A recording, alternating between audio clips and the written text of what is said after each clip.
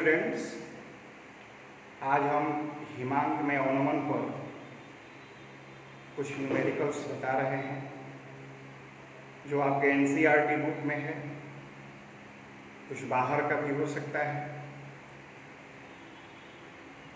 देखिए, कल आपने पढ़ा था हिमांक में अवनमन, और हिमांक में अवनमन संबंधी आपको ग्राफ भी बताए थे। तो अक्सर मैंने अनुभव किया है कि स्टूडेंट को ग्राफ खींचने में दिक्कत होती है।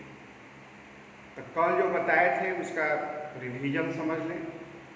आपसे कुछ क्वेश्चन करेंगे, उसका उत्तर आप अगर देने में सक्षम हैं तो आप निश्चित रूप से ग्राफ बढ़िया से समझ रहे हैं। ठीक है ना? क्या ग्राफ था? इस एक्सिस पर वाष्प दाब दिया गया था और इस एक्सिस पर ताप। ग्राफ कुछ ऐसा था। द्रव, विलायक और ठोस के बीच में जो ग्राफ खींचा गया वह कुछ ऐसा मिला। किसके बीच में? द्रव, विलायक और ठोस विलायक के बीच में। अब देखिए, यहां से लेकर के यहां तक ये देख रहे हैं, ये द्रव विलायक का कर्व है और यहां पर जो कर्व है आपका, यह ठोस है विलायक का है, ठोस विलायक। आप जानते हैं कि द्रव से जब ठोस में बदलना शुरू होगा तो वाष्प दाब में तो कमी आ ही जाएगी। द्रव का वाष्प दाब ज़्यादा होता है, ठोस का कम होता है। तो ठोस में जब द्रव बदलेगा तो वाष्प दाब एकाएक आपका नीचे गिर जाएगा। ये कर्व है, क्या बता रहा है कि जैसे जैसे आप टेम्परेचर घटा रहे हैं वाष्प दाब भी आपका घट रहा है। अब देखिए, इस टेम्परेचर पर आपका वाष्प दाब क्या है? यहां पर मान लीजिए कट किया,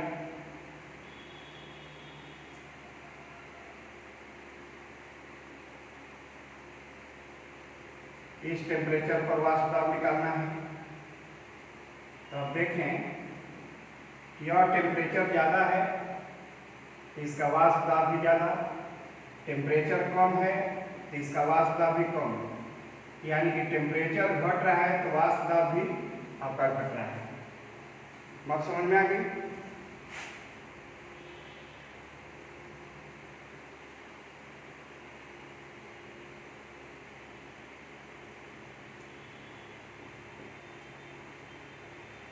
अगर आपसे हम पूछें कि इस पॉइंट पर द्रव और ठोस के बीच साम्यावस्था होगी कि नहीं, तो आपका निश्चित उत्तर होना चाहिए नहीं, क्योंकि इस पॉइंट पर तो यह द्रव है, ठोस बना भी नहीं है। तो जब तक ठोस बनेगा नहीं तब तक साम्यावस्था की बात भी करना उचित नहीं है। इस पॉइंट पर केवल आपका क्या है? द्रव है। अगर कोई आपसे पूछे कि इस पॉइंट पर साम्यावस्था होगा द्रव और ठोस के बीच, तो कहेंगे कि नहीं, क्योंकि इस पॉइंट पर आपका केवल क्या है? ठोस है। लेकिन जैसे जैसे आप द्रव विलायक का ताप घटा रहे हैं तो ये पॉइंट आपको ऐसा मिलेगा जहां द्रव ठोस में बदलना आपका शुरू होगा। कहने का मतलब है कि इस पॉइंट पर आपका द्रव भी है और ठोस भी है। यहीं से आपका द्रव जो है ठोस में बदलना क्या हुआ? शुरू हुआ। तो जहां द्रव और ठोस दोनों एग्जिस्ट करें तो निश्चित समझ जाना चाहिए कि वहां पर इक्विलिब्रियम होगा, क्योंकि उन दोनों अवस्थाओं का वाष्प दाब क्या है? समान है। वाष्प दाब समान तो बेझिझक आप कहिए कि द्रव और ठोस के बीच में क्या है, साम्यावस्था है। इसमें ज़्यादा दिमाग भी नहीं खर्च करना है। तो इस पॉइंट पर द्रव भी है और ठोस भी है और दोनों का वाष्प दाब यहाँ पर क्या है, समान है। तो निश्चित रूप से द्रव और ठोस के बीच में कौन अवस्था होगा, साम्यावस्था होगा। अब इससे नीचे अगर आप जाएंगे तो इस अब ठोस वाला पॉइंट मिलेगा, यानी कि द्रव ठोस में बदल चुका होगा। द्रव ठोस में बदलना इस पॉइंट से आपका शुरू करता है, तो वहाँ द्रव भी होगा और ठोस भी होगा और दोनों का चूंकि वाष्प दाब समान है तो निश्चित रूप से साम्यावस्था में होंगे। क्लियर हो गया ना? ठीक है। अब बताइए कि यहाँ पर ठोस और द्रव दोनों का वाष्प दाब जब समान हो गया तो इसका संगत ताप आप निकालेंगे तो निश्चित रूप से यह हिमांक होगा। किसका हिमांक होगा? विलायक का P0M। अब विलयन की हम चर्चा करेंगे तो विलयन का वाष्प दाब विलायक से कम होता है, तो ग्राफ इसके ऊपर नहीं होगा, जब होगा तो नीचे ही होगा। ये आपका मान लीजिए कि विलयन का है, ठीक है ना? और विलयन भी कैसा है? विलयन आपका द्रव है। अब इसका ताप आप घटा रहे हैं, वाष्प दाब घट रहा है, घटते घटते घटते घटते मान लीजिए कि यहाँ तक पहुँचा, तो इस टेम्परेचर पर यह फ्रीज करना नहीं शुरू करेगा और थोड़ा सा टेम्परेचर कम करना होगा। जब यहाँ पर पहुँचेगा तो विलयन में जो विलायक है वह ठोस बनना आपका शुरू हो जाएगा। यानी कि इस पॉइंट पर अगर कोई पूछे कि इस पॉइंट पर विलयन किस रूप में है तो निश्चित कहें द्रव के रूप में है। लेकिन यहाँ पर इस पॉइंट पर विलयन जो होगा वह द्रव और ठोस दोनों रूप में होगा और दोनों रूप का यहाँ पर वाष्प दाब आपका समान मिल रहा है, तो निश्चित रूप से द्रव और ठोस के बीच में क्या होगा? इक्विलिब्रियम होगा। अब इसका संगत ताप आप क्या करें? निकाल लें और यही ताप आपका TF कहलाएगा, यानी विलयन का हिमांक होगा। तो आपने देखा कि विलायक का हिमांक जो है ज़्यादा है और विलयन का हिमांक क्या है? कम है। अब दोनों का जो अंतर होता है उसी को हिमांक में अवनमन के नाम से जानते हैं। अब हमें विश्वास है कि आप समझ गए होंगे कि ग्राफ कैसे खींचेंगे, इसमें कोई अब शंका और शक वाली बात नहीं है। अब हम कुछ न्यूमेरिकल्स आपको बनवा दे रहे हैं जो परीक्षा के दृष्टिकोण से महत्वपूर्ण है। NCERT से ही हम लोग शुरू करें, इसको मिटा दे रहे हैं। NCERT के सवाल से हम लोग शुरू करेंगे। एक क्वेश्चन है आपका, एस्कॉर्बिक अम्ल, इसका फॉर्मूला है C6H8O6 का द्रव्यमान निकालें जिसे 75 ग्राम एसिटिक अम्ल में घुलाने पर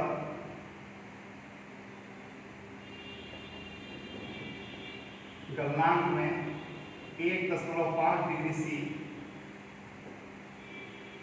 की कमी हो जाती है। और दिया है एसिटिक अम्ल के लिए Kf का मान 3.9 केल्विन Kg/mol, ये दिया हुआ है। एस्कॉर्बिक अम्ल का द्रव्यमान निकालना है जिसे 75 ग्राम एसिटिक अम्ल में घुलाने पर गलनांक में 1.5 डिग्री C की कमी हो जाती है। और एसिटिक अम्ल के लिए Kf का मान दिया हुआ है। फॉर्मूला आपके पास है। एक चीज मैं बताना चाहूंगा कि अगर किसी पदार्थ के द्रव और ठोस अवस्था साम्यावस्था में हो तो द्रव का जो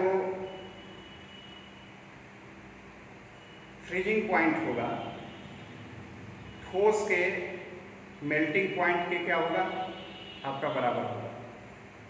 जैसे जल पर अगर चर्चा करें तो जल जो कि द्रव के अगर रूप में है तो उसका फ्रीजिंग पॉइंट 0 डिग्री सी है, और जल अगर ठोस के रूप में है जिसको बर्फ कहते हैं तो उसका मेल्टिंग पॉइंट भी 0 डिग्री सी ही है। मतलब यह होगा कि जल आपका एक पदार्थ हुआ, उसके द्रव रूप का फ्रीजिंग पॉइंट 0 डिग्री सी है और ठोस रूप का मेल्टिंग पॉइंट भी 0 डिग्री सी है, और द्रव और ठोस है किस में है, साम्यावस्था में है। किस अवस्था में, साम्यावस्था में। तो यहाँ पर जो गलनांक में कमी दिया है 1.5 डिग्री सी, यह हिमांक में कमी के क्या होगा, बराबर होगा। तो डेल्टा टी ए बराबर कितना दिया है, 1.5 डिग्री सी। इसको आप 1.5 केल्विन भी लिख सकते हैं। लास्ट वीडियो में आपको बताए थे कि डिग्री सी में जो मान होगा वही केल्विन में होता है डेल्टा टी एफ या डेल्टा टी बी की स्थिति में। फॉर्मूला आपके पास क्या है, डेल्टा टी एफ बराबर के F into W2/M2 1000 by W1। और जो भी मान प्रश्न में दिया है उसको रखें, मान रखिएगा, आंसर आपको मिल जाएगा। के एफ का मान कितना है, 3.9। W2 आपका क्या करना है, निकालना है, क्योंकि एस्कॉर्बिक अम्ल जो है ये विलेय है और एसिटिक अम्ल यहाँ पर विलायक है। तो विलेय का द्रव्यमान निकालना है, यानी कि W2 निकालना है, ये निकालना है। और विलेय का अनुद्रव्यमान अगर निकालेंगे तो देखिए फॉर्मूला दिया है, तो 6 गुना 12 प्लस 8 गुना 1 प्लस 6 गुना 16 72 प्लस 8 प्लस 96 कितना हो जाएगा, 176 ग्राम पर मोल हो जाएगा। यानी कि एस्कॉर्बिक अम्ल का जो मोलर द्रव्यमान होगा 176 ग्राम पर मोल। क्लियर। अब यहाँ पर 176 रख दें, 1000 W1 75 दिया है, तो W2 बराबर क्या लिखेंगे, डेल्टा टी एफ का मान भी दिया है आपका कितना, 1.5। W2 बराबर हो जाएगा 1.5 इंटू 176 गुना 75 बटा 3.9 गुना 1000 एन होगा, और जितना आएगा उतना ग्राम आंसर होगा। अब इसको सिंप्लीफाई करेंगे तो 5.077 के आसपास आना चाहिए, इतना ग्राम आपका क्या हो जाएगा, आंसर। तो इस प्रकार से आप बना सकते हैं, इसको नोट करिए। एनसीईआरटी का ही दूसरा क्वेश्चन हम ले रहे हैं।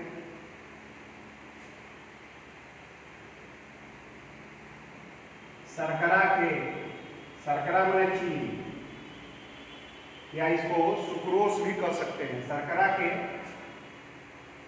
5% जलीय विलयन का हिमांक 271 केल्विन है।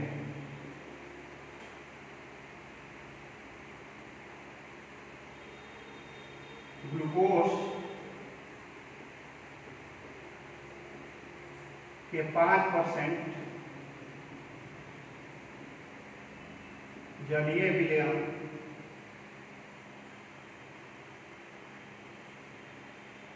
के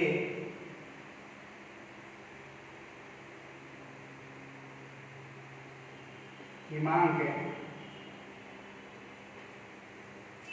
में अवनमन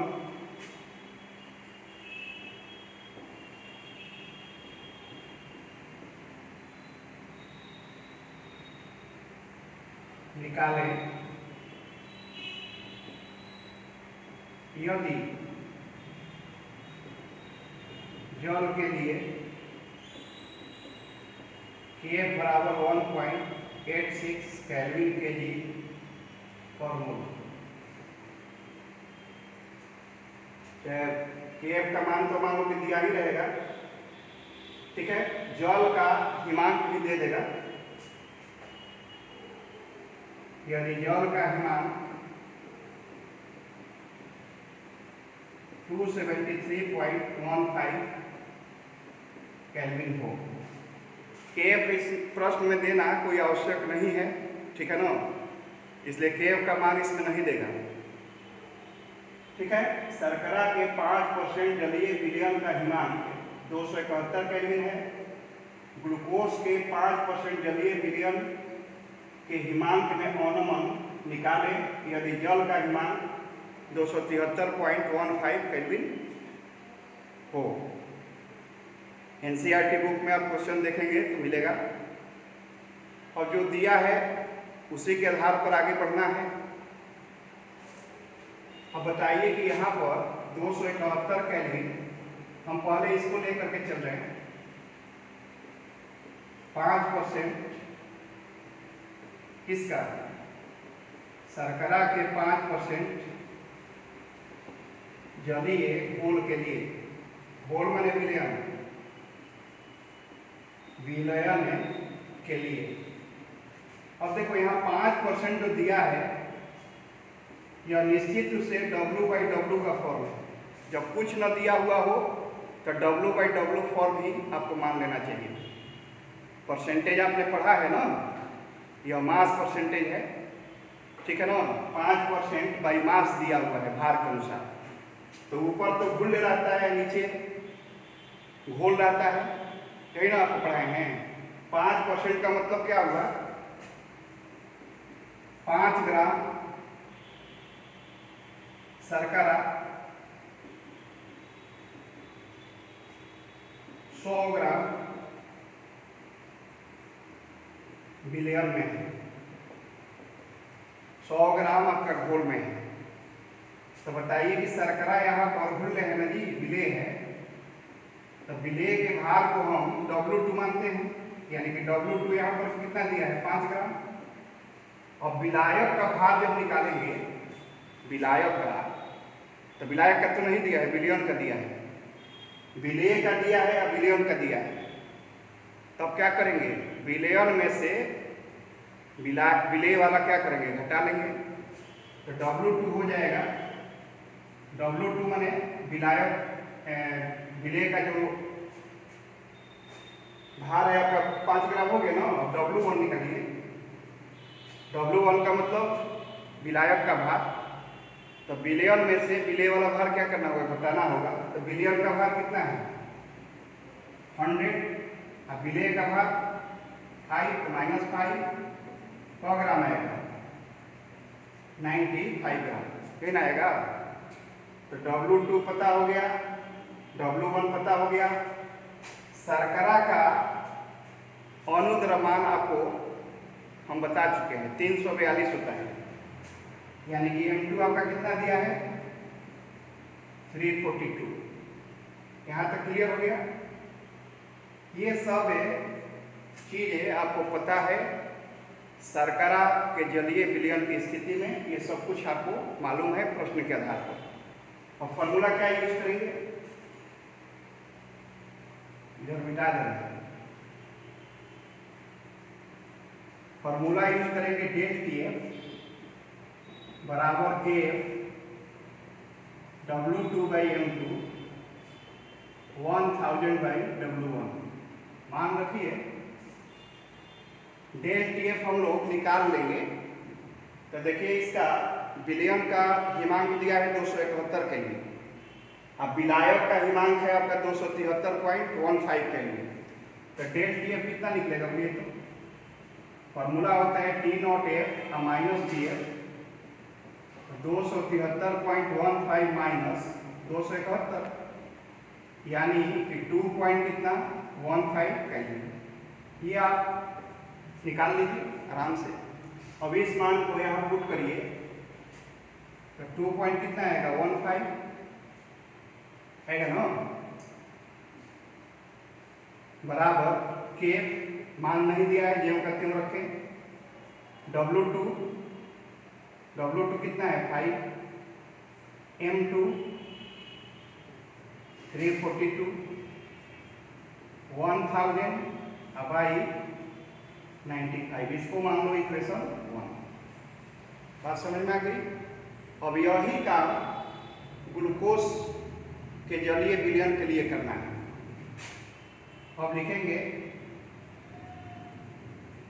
ग्लूकोज के 5% किस फॉर्म में है यहाँ पर, W/W, ठीक है ना, परसेंट, ऐसे लिख सकते हो 5%, तब यहाँ पर दे दो क्या W/W, जलीय विलयन के लिए क्या होगा बताओ। इसमें भी वही का 5 ग्राम आपका ग्लूकोज 100 ग्राम विलयन में होगा ना, विलयन में। तो बताओ कि यार W2 कितना हो गया 5 ग्राम, और W1 निकालोगे तो 100 में से 5 ग्राम विलय वाला घटाना पड़ेगा। ग्लूकोज यहाँ विलय है, कितना हो जाएगा 100 - 5, 95 ग्राम। M2 यहाँ पर पता है, ग्लूकोज का अणु द्रव्यमान होता है 180,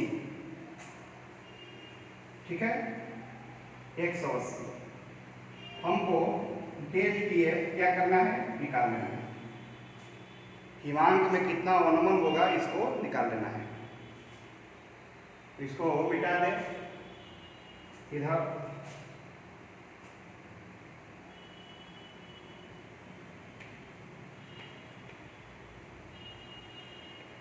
फिर फॉर्मूला कौन यूज करेंगे, यही फॉर्मूला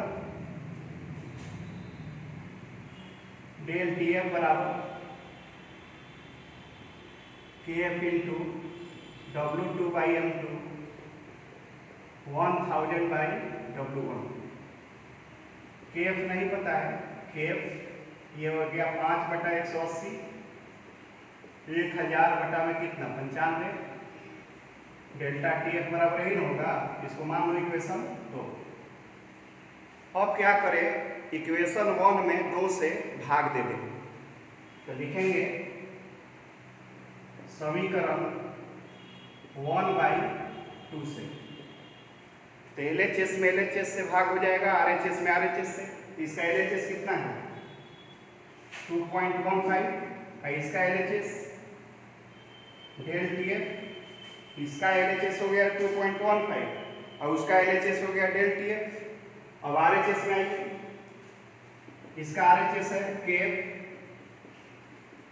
5/342 गुना 1000 बटा में 95, इसका हो जाएगा KF 5/180, 1000 बटा में कितना 95, ये सब कट गया, KF कैंसिल, 5 कैंसिल, तो हो गया 2.15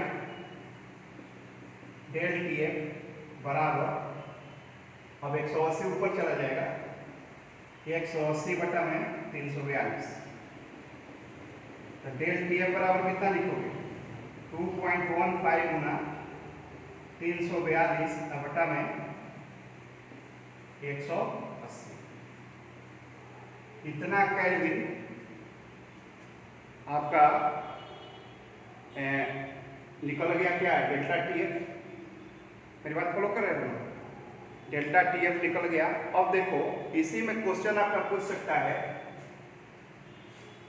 कि ग्लूकोज विलयन का हिमांक निकालिए, तो हिमांक में अवनमन निकल गया।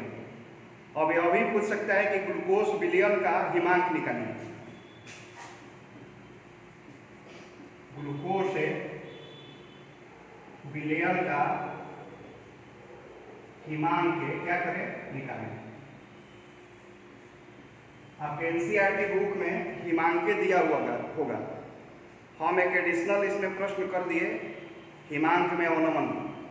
हिमांक में अवनमन आपका निकल जाएगा, और कहेगा कि हिमांक निकालिए, तब क्या करेंगे? तो फिर दूसरा एक फॉर्मूला हम यूज करेंगे ना, इसको सिंप्लीफाई कर लोगे। 2.15 गुना 342 बटा कितना? 180। अब इसको सिंप्लीफाई कर लेना।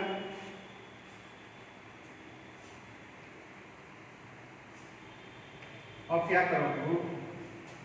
डेल टी एफ बराबर क्या होता है? T naught F minus T F. तो टी एफ बराबर हो जाएगा T naught F minus del T F. तो टी नॉट एफ कितना दिया है? 273.15 माइनस डेल्टा टी एफ कितना आ जाएगा? बोलिए, ये मनवा निकाल लीजिएगा ना।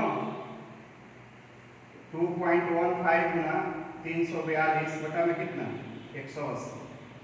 अब इसको सिंप्लीफाई करके इतना केल्विन आप आंसर क्या कर सकते हैं? लिख सकते हैं। ठीक है ना? हो गया? इसको नोट करिए।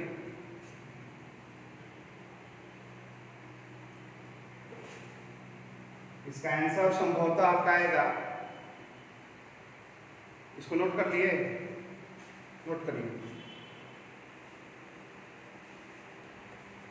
इसको सिंप्लीफाई कर लेंगे। इसका सिंप्लीफिकेशन करोगे तो कितना आना चाहिए? 273.15 माइनस 4.09 लगभग। अब इसको घटाओगे तो आ जाएगा 269.06 इतना केल्विन आपका आंसर आएगा।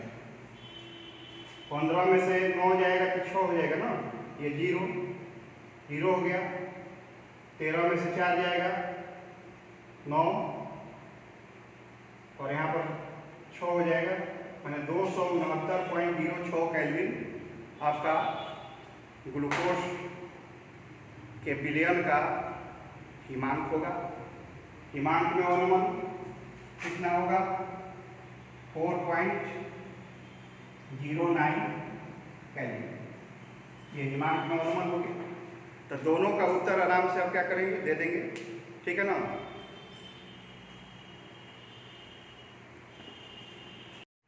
हो गया। अब नेक्स्ट क्वेश्चन देखिए, एनसीईआरटी का ही है। दो तत्वों ए और बी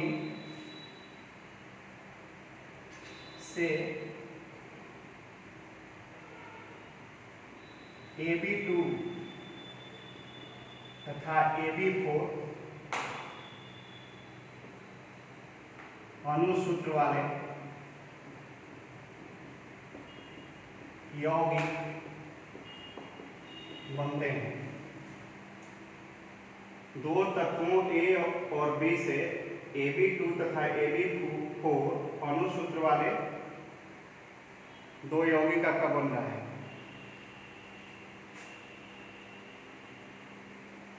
20 ग्राम बेंजीन में 1 ग्राम AB2 मिलाने पर हिमांक में अनुमन 2.3 केल्विन है और 1 ग्राम AB4 मिलाने पर अनुमन 1.3 केल्विन है। ए और बी का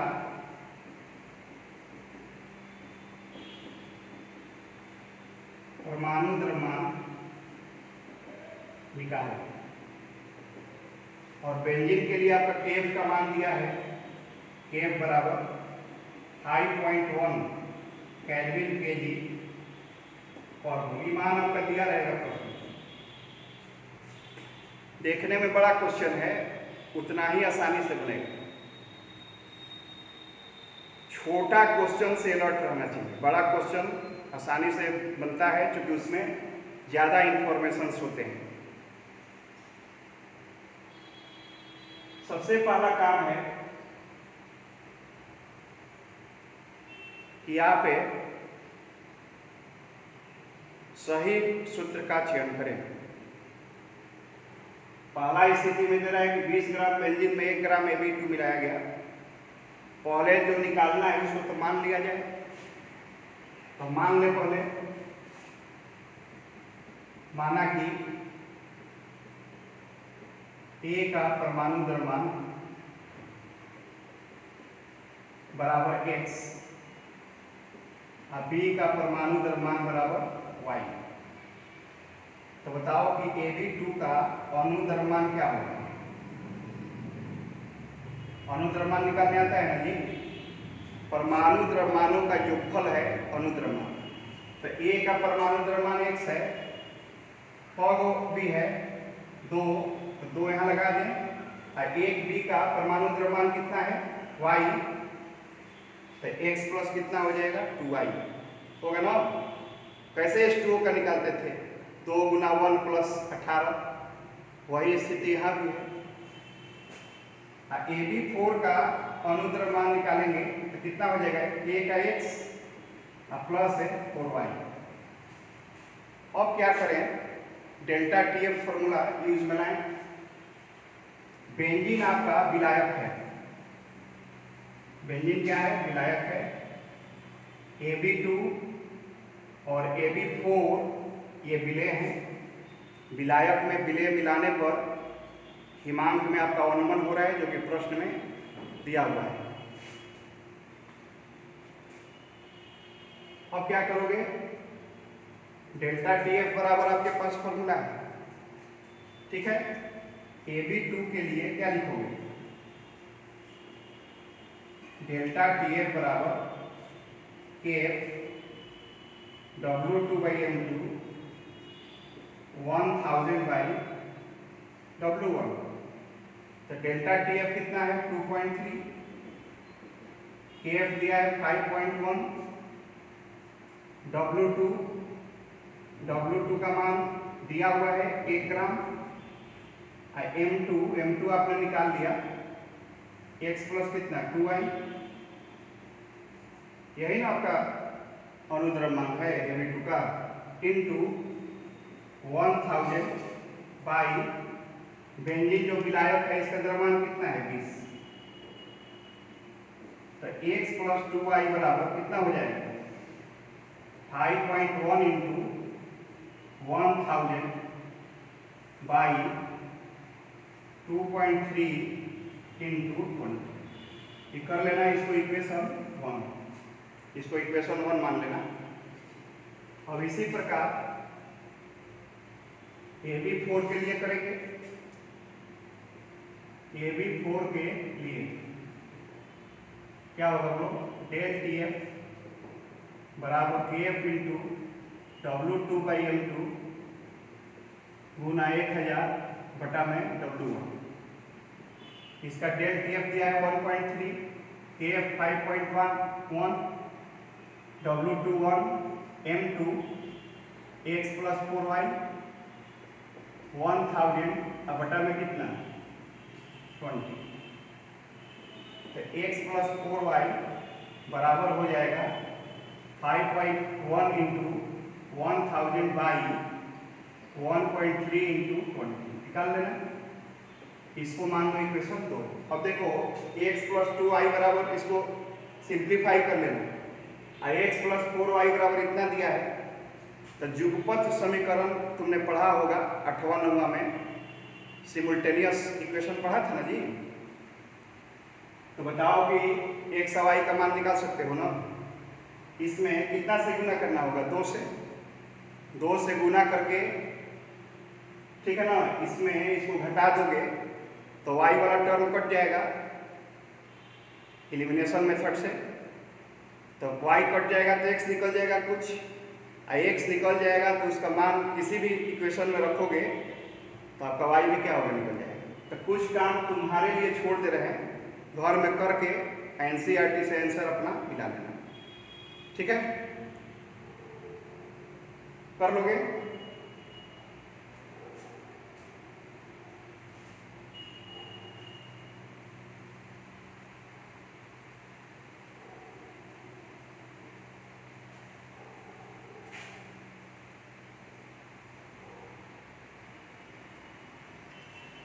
अब देखो, एक हम बाहर का क्वेश्चन ले रहे हैं जो कॉम्पिटिटिव क्वेश्चन होगा। एक आईआईटी का सवाल हम उठा रहे हैं, नाम से मत डरो। बिहार बोर्ड चाहे किसी भी बोर्ड परीक्षा वाला जो एग्जाम का क्वेश्चन होगा, और कॉम्पिटिटिव में यही अंतर होता है कि बिहार बोर्ड वाला खाली फॉर्मूला बेस्ड होता है और कॉम्पिटिटिव वाला में एक दो कंसेप्ट आपका लगता है, यही अंतर है। तो डरना नहीं है, सब जानते हैं तो उसका इस्तेमाल करना है। और क्वेश्चन आपका दे दिया 0.5 ग्राम अवाष्पशील विलेय को 39 ग्राम बेंजीन में मिलाने पर वाष्प दाब 750 mm Hg से घटकर 740 mm Hg हो जाता है। हिमांक का अनुमान निकालें। केएफ दिया है बेंजीन के लिए 5.1 केल्विन केजी पर मोल, ये मान आपका दिया हुआ है। ये क्वेश्चन आपका जी 2019 एडवांस का क्वेश्चन है। आईआईटी की परीक्षा में मेंस एडवांस दो तरह की परीक्षाएं होती हैं। एडवांस में यह क्वेश्चन आपका पूछा था 2019 में। आसान है, भारी नहीं है। अब देखिए, आप तो कहेंगे कि हिमांक का अनुमान निकालना है, और हिमांक के अनुमान के लिए हम फॉर्मूला जानते हैं, डेल डी एफ बराबर KF into W2/M2 into 1000/W1। ये फॉर्मूला आप देख रहे हैं कि इसी का प्रयोग होते आ रहा है। अब मान लीजिए किसी स्टूडेंट ने इस फॉर्मूला को पकड़ा, अब देखा जी इस क्वेश्चन में क्या क्या दिया है, बोलो। KF दिया है, ठीक। W2 आपका दिया हुआ है, ये भी सही। क्या है जी? M2 हमको नहीं पता है, ये नहीं दिया है। W1 आपका दिया है 39 ग्राम। तो M2 जब तक पता नहीं होगा, यानी कि विलेय का अणु द्रव्यमान नहीं निकलेगा, मोलर द्रव्यमान नहीं पता होगा, तो आप इस क्वेश्चन को बना सकते हैं। तो इस सूत्र का प्रयोग करके आप तो नहीं बना सकते हैं। तो अब देखिए, यहाँ पर एक दूसरा कंसेप्ट का भी प्रयोग करना होगा। आप जानते हैं कि वाष्पशील विलायक में अवाष्पशील विलेय मिला देते हैं तो वाष्प दाब घट जाता है। वाष्प दाब 750 से घटकर कितना हो गया? 740 mm हो गया। तो बताओ कि 750 mm जो था यह P0 था, शुद्ध विलायक का वाष्प दाब था। लेकिन जब उसमें अवाष्पशील विलेय मिलाया गया तो विलयन का वाष्प दाब घट करके कितना हो गया? 740 mm हो गया। इतना तो दिमाग में जरूर जा रहा होगा। अब क्या करेंगे, इसको मिटा देंगे। आप relative lowering of vapour pressure पढ़े थे, वाष्प दाब का अपेक्षिक अवनमन, उसमें एक फॉर्मूला आपको मैंने बताया था जो सांद्र और तनु दोनों घोल के लिए सही था। क्या था वो formula? P0 minus PS by PS बराबर W2/M2 इंटू M1/W1। राउल्ट का नियम पढ़े थे ना जी? राउल्टे के नियम के आधार पर यह फॉर्मूला आपका आया था। इसी को हम वाष्प दाब का अपेक्षिक अनुमान कहते हैं, ठीक है ना। W2 विलेय का भार, विलेय का मोलर भार, M1 विलायक का मोलर भार, W1 विलायक का भार। अब मान यहाँ पुट करो, P नॉट कितना दिया है 750 माइनस 740 बटा 740, W2 है 0.5, M2 यहाँ से हम निकालेंगे, M1 बेंजीन आपका विलायक है। अब बेंजीन का मोलर द्रव्यमान जो है वो 78 ग्राम पर मोल होता है। अरे फॉर्मूला क्या है,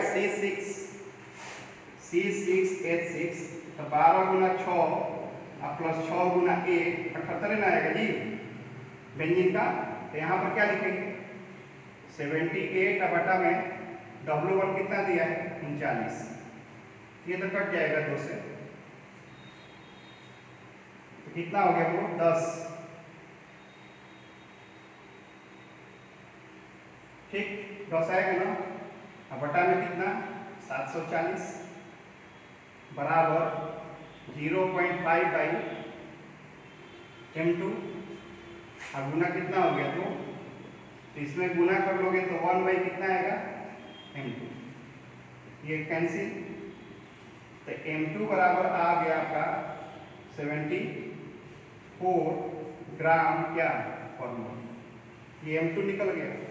अब डेल्टा TF वाला फॉर्मूला प्रयोग करके डेल्टा TF क्या कर सकते हो, निकाल सकते हो, क्योंकि M2 का मान क्या हो गया निकल गया। तो अब क्या करोगे, इसको मिटा दें,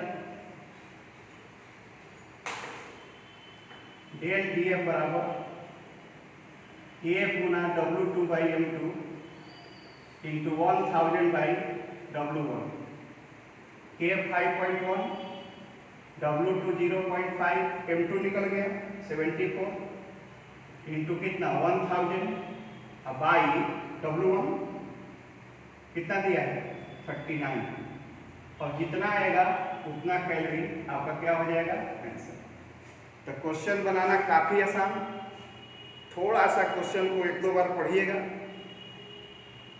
समझदारी बढ़ जाएगी। आपको कैसे आगे बढ़ना है ये अहम चीज़ है।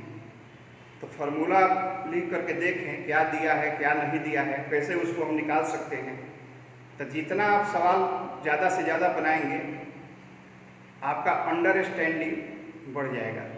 तो किसी भी बुक को शुरू करने से पहले उसका वर्कड आउट एग्जाम्पल जरूर बना लेना चाहिए, उससे आपका एक समझ बढ़ जाती है और क्वेश्चन बनाने में आपको निश्चित सुविधा मिलती है, ठीक है ना। तो उदाहरण जरूर बनाइए।